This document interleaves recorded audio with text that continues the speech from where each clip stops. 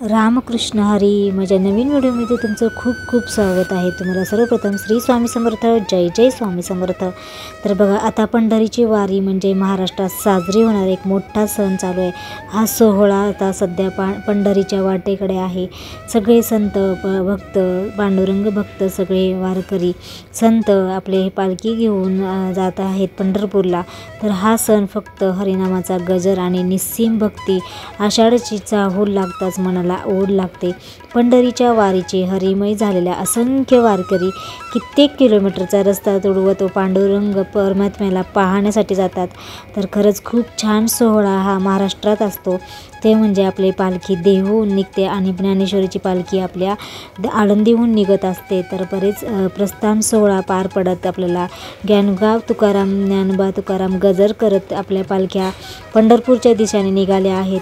हा पंढरीचा पांडुरंग म्हणजे अवघ्या महाराष्ट्राचा आराध्य दैवत आहे. पंढरीची वारी हजारो वर्षावतरीच सुरू आहे आणि ते पुढेही राहणार आहे. तर वारी म्हणजे काय, त्याचं महत्त्व काय आहे, तर मी ते आजच्या ह्याच्यामध्ये सांगणार आहे. बघा, पंढरीची वारी करी वारकरी ऊन पावसाची चिंता कोण करी, असे म्हणत लाखो विठ्ठल भक्त वारकरी किंवा लोक पंढरपूरला भेट देतात. वारी म्हणजे वारकरी विठ्ठलाच्या भेटीसाठी पंढरपूरला पायी चालत जातात आणि जो वारकऱ्यांचा समूह मिळून वारीला जातो त्याला दिंडी या नावाने ओळखले जाते. या वारीमध्ये लोक पंढरपूरपर्यंत चालत जात असतात आणि विठ्ठलाची भक्ती, गीते, नृत्य, टाळ, नाद यासारख्या गोष्टी केल्या जातात. वारीचा आनंद घेतला जातो. वारी म्हणजे काय, महाराष्ट्रातल्या विविध गावापासून सुरू होऊन पंढरपूरला इथे संपणारी सामुदायिक पदयात्रा आहे. तर बघा, वारी ही महाराष्ट्रातील एक धार्मिक सांस्कृतिक परंपरा आहे. ही वारी आषाढ आणि कार्तिक महिन्यातही शुद्ध एकादशीला अशा दोन्ही वेळा होते.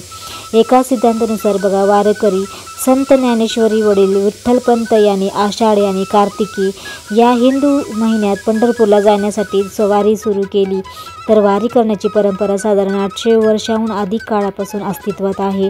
त्यामुळे वारी तेव्हापासून आपली जुनी परंपरा आहे आणि हे सगळे पायी चालत जातात. आणि ही जुनी असल्यामुळे, कारण पूर्वीच्या वाहतूक व्यवस्था नव्हती, त्यामुळे लोक वारीला पायी जात होते. आणि बघा, पंढरपूरची वारी ही विठ्ठल भक्त किंवा वारकरी चैत्र यात्रा, कार्तिक यात्रा, आषाढी यात्रा, माघी यात्रा यापैकी कोणत्याही यात्रेला पंढरपूरला भेट देतात आणि ही यालाच पंढरपूरची वारी असे म्हणतात. या वारीमध्ये वारकरी विठ्ठलाच्या भेटीसाठी पंढरपूरला पायी चालत जातात आणि जो वारकऱ्यांचा समूह मिळून वारीला जातो त्याला दिंडी नावाने ओळखलं जातं. तर आपल्याला बघा, वारीमध्ये लोक पंढरपूरपर्यंत चालत जातात असताना विठ्ठलाची भक्ती, गीते, नृत्य, टाळ, नाद यासारख्या गोष्टी केल्या जातात. वारीचा आनंद घेतला जातो. संत ज्ञानेश्वर आणि संत तुकाराम यांची दिंडी हजारो दिंड्यासह पंढरपूरला येतात आणि संपूर्ण महाराष्ट्रातील सर्व दिंड्या वाकरी गावातील संत नगरी या ठिकाणी एकत्र येतात. तर या सर्व दिंड्या आषाढ शुद्ध दशमीच्या दिवशी एकमेकांना भेटतात.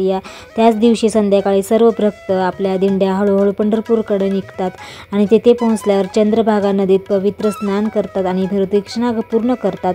पुंडलिका वरदा हरी विठ्ठल आणि जय जय रामकृष्ण हरी चा जयघोष संपूर्ण पंढरपूरला घुमतो.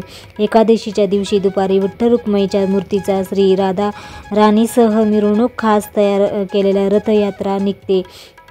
तर खरंच खूप छान सोहळा इथे पंढरपूरच्या दिशेने पार पडत आहे. म्हणजे ती वारी जात आहे आणि पूर्ण पंढरपूर आपली पूर्ण दुमदुमली जाते.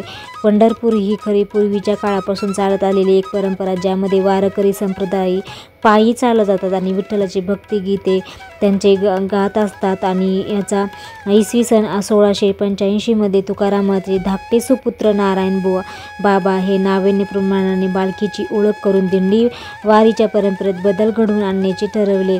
तेव्हापासून हे संत तुकारामाचे चांदीचे पादुका त्यांनी पालखीत ठेवले आणि ते दिंडी घेऊन आळंदी या ठिकाणी निघाले. तेथून ते त्याच पालखीतून संत ज्ञानेश्वराची पादुका ठेवल्या आणि तेव्हापासून 1830 पर्यंत ही परंपरा दरवर्षी पाळली जाते. तेव्हापासून ही पालखी आपल्या पंढरपूरच्या दिशेने जाते आणि ह्या लोकांच्या पालख्या हे परंपरा खंडित न करून म्हणजे खंडित आनंदीहून ज्ञानेश्वरी पालखी आणि देहून तुकाराम महाराजची पालखी अशा वेगवेगळ्या पालखीचे आयोजन करण्याचा निर्णय घेतला। तर ही जुनी परंपरा आहे, तेव्हापासून ही चालूच आहे आणि पुढेही आपल्या ही अशीच वारी चालूच राहील अशी आशा करते। आपल्या आत्ताच्याही मुलांनी सगळ्यांनी वारीचा आनंद घ्यावा, प्रत्येक वारीला जायचा आनंद घ्यावा। या पंढरपूरची वारी म्हणजे काय तर महाराष्ट्रातील विविध भागातून वारकरी संप्रदायाचे लोक पंढरपूरला पायी दिंडी काढून जातात। तर ही दिंडी म्हणजे संतांच्या पालख्या, त्यांच्यासोबत वारकरी त्यांचा समूह असतो। तर याला पंढरपूरची वारी असेही म्हणतात आणि आपण हे वारी आपण न चुकता करावी। आपल्या या पंढरपूरच्या वारीमध्ये आपल्याला भक्ती समजते, म्हणजे वारी ही विठ्ठलावरील नितांत भक्तीचा आणि श्रद्धेचा आविष्कार आहे।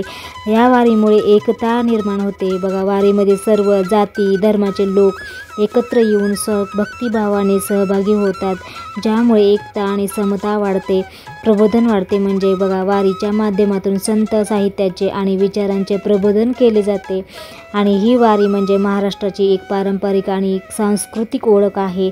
तर बघा त्याच्यामुळे ही पालखीचा सोहळा हे ज्ञानेश्वर महाराज आणि तुकाराम महाराज यांच्या पालख्या आळंदी आणि देहू येथून पंढरपूरकडे जातात आणि ही वारकरी दिंडीमध्ये सहभागी होऊन पंढरपूरला जातात। दिंडीमध्ये भजन, कीर्तन, अभंग असे गायले जाते।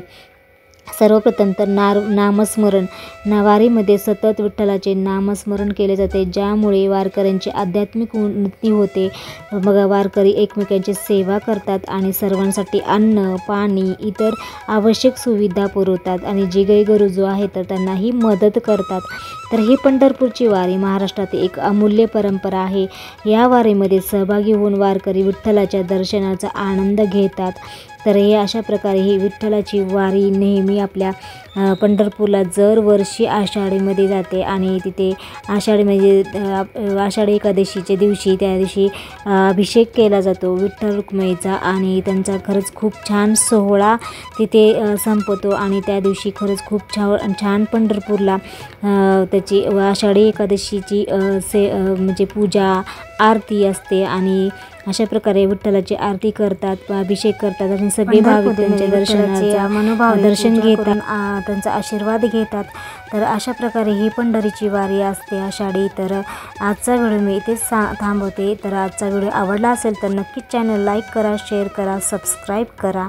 तर आपण भेटूया अशा छानशा व्हिडिओमध्ये। तोपर्यंत सगळ्यांना श्री स्वामी समर्थ, जय जय स्वामी समर्थ।